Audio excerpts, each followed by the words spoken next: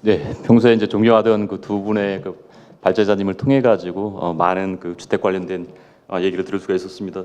류국 대표님께서는 우리나라 외환위기 때 우리나라의 그 원 달러 그 통화 수합을 이제 국내에 도입하셔가지고 우리나라 이제 환율 그 안정화 이제 가장 큰 영향력을 끼쳤던 분이셨고요. 그리고 김동연 그 실장님의 그 페이퍼들을 이제 계속 읽으면서 야 누구보다도 이 서민 금융 그 주택 정책에 가장 많은 관심을 가지고 그리고 우리 그 서민들을 위해서 가장 많은 노력을 하시고 계시구나라는 생각을 가져보게 됩니다.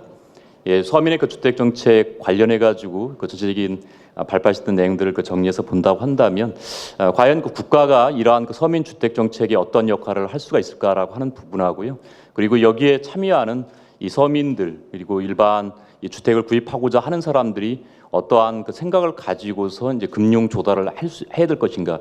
결국 국가가 그 자금의 어떤 조달 기능, 그 다음에 금융 정책을 피기 전에 그것의 실질적인 수혜자인 그 서민이 어떤 생각을 가지고 있는가를 생각할 필요가 있습니다. 이 강남 같은 경우에는 이 전세금이 한 6억 넘는 그러한 그 전세자에게 과연 서민이란 얘기를 그 주택이 없다는 얘기를 할 수 있을까? 그리고 1억짜리 그 아파트를 가지고 있는 강북에 계신 분들한테 이 분들이 이 주택을 보유했다고라는 이유를 통해 가지고서 우리가 이제 재산세를 납부를 하는 것이 과연 올바른 그 문제인가라는 문제도 한번 지켜볼 수 있다고 생각이 됩니다. 분명 국가라고 하는 것은 그 주거라고 하는 것이 의식주 중에서 마지막 주.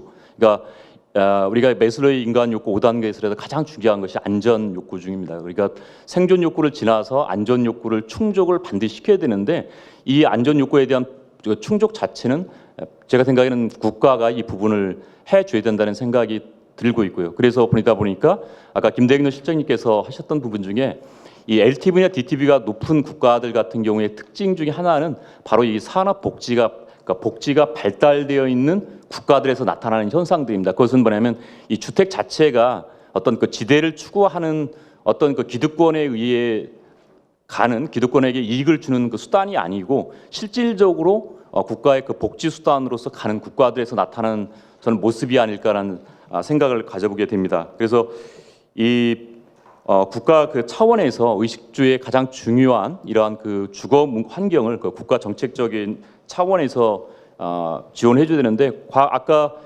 유기 대표님께서 했었던 것들 중에서 우리가 국가에서는 그래서 이 주택금융의 역사를 보면 국민주택기금이 이제 형성이 되고 이것을 좀 더 원활하게 그 자금을 조달하기 위해서 자산 유동화 정책이 되었고요. 그리고 마지막으로 그 고령화 시대에 대비해 가지고 주택연금이 국내에 그 도입이 된 걸 볼 수가 있습니다.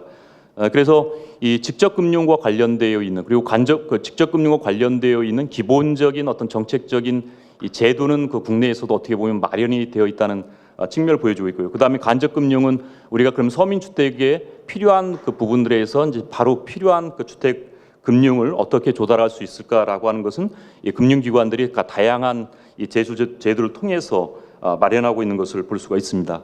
그런데 이제 중요한 그 부분들 중에 하나가 그 발표하셨던 것들 중에서 20, 30대 그 수요자들하고 40, 50대 수요자들을 어떻게 이제 같이 볼 수 있을 것인가 아니면 뭐 다른 측면에서 같이 봐야 될 건가. 그러니까 뭐냐면 재산과 소득이 미약한 20, 30대하고 그다음에 재산과 소득이 일정 부분 가지고 있는 그 40, 50대 그 수요자들을 어떻게 차별적으로 그 금융 정책을 취했을까라고 하는 부분이 되겠습니다. 그것이 뭐냐면 LTV나 DTV를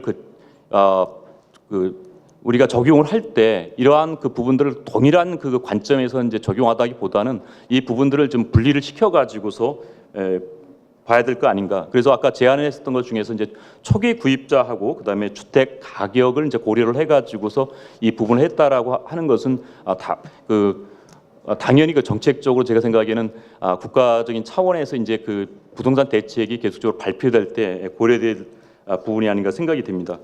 그리고 이제 제안했었던 것들 중에 하나가 이제 리츠에 의한 그 대출 아니면 부동산 펀드에선 대출이 아마 이제 향후 이제 그 대출 금융에서 이제 또 다른 어떤 그 수단으로 그 작용하지 않을 제안을 해주셨는데, 근데 제가 이제 예전에 이제 펀드 매니저 생활을 하면서 이 부동산 펀드와 그다음에 리츠 펀드의 그 특징은 뭐냐면 이 펀드에서는 항상 현금 흐름을 창출을 해가지고 수익을 갖출 수가 있어야 됩니다. 그래서 뭐냐면 계속적으로 현금흐름이 창출되면서 자산의 그 증가가 이루어지는 그 측면들이 있어야 되거든요. 이 부분을 사실은 그 리츠나 부동산 펀드에서 보완을 해주지 않으면은 이 그 리츠나 그 부동산 펀드 쪽에서 대출을 해주는 부분들은 좀 시간이 이제 걸릴 수 있을 거라는 생각을 가져보게 됩니다. 그래서 제가 이제 이 관련돼 있는 내용들을 가지고서 그 서민 주택 금융을 그러면 어떤 식으로 할까라고 하는 부분들을 봤을 때 저는 한 두세 가지 정도를 한번 제안을 해드리고 싶습니다. 첫 번째는 뭐냐면 이 제도적인 그 장치 마련에서 이 과연 아까 얘기했지만 고액 전세를 살고 있는 분들하고 그다음에 이 저가 주택을 보유한 사람들의 이런 세제에 대한 형평성 문제를 우리가 한번 고민을 해봐야 되지 않을까 하는 생각이 듭니다. 그래서 뭐냐면 이 주택 보유 기준이 아니고 그 재산상의 어떤 가치를 기준으로 해가지고서 이제 세금을 매길 수 있는 방법. 그러니까 뭐냐면 우리나라 그 자체가 지금 자가 전세 월세 제도라고 하는 이러한 그 뭐냐면 비정상적인 그 시장 구조를 가지고 있습니다. 이 구조를 가지고 있다 보니까 실질적으로 해외 쪽에서 주택적 정책을 취하는 것과 우리나라에서 주택 정책을 취하는 구조가 상당히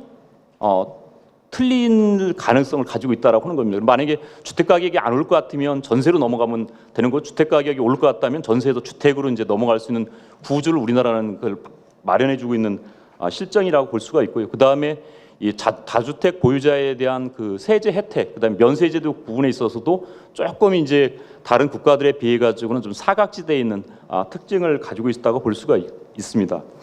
그리고 마지막 그 끝으로 이제 제안을 저는 이제 계속 이번 우리 그 문재인 정부에서 이제 꼭 해주고 싶다고 하는 것이 어떤 부분이냐면 일자리 창출도 중요하지만 일자리 창출을 한다라고 하는 많은 사람들의 기본적인 목표는 소득을 창출을 통해 가지고서 집을 구입하고 그리고 이 집을 구입했을 때 과거 같은 경우는 부채를 늘리고 이자를 부담을 하더라도 주택 가격이 오를 수 있다는 희망을 가지고 있었습니다. 막연한 희망을 가지고 그러다 보니까 이러한 그 부분들이 이제 그 주택을 소유하게 한다라고 하는 측면들을 가지고 있거든요. 그래서 주택 구입 입구로 어떤 자산의 증가, 재산의 그 증가라고 하는 그 측면들을 가지고 있었는데 이제는 그 보편적인 복지나 이 주거 자체가 의식주의 그 소비와 관련되어 있는 그 측면들을 가지고 있기 때문에 그러한 그 부분에서 뭐냐면 그냥 이게 어떤 그 재산의 증식 수단이 아니라라고 하는 것이 어떤 주택 정책적인 그 방향 기조에 있었으면 좋겠다는 생각이 들고요.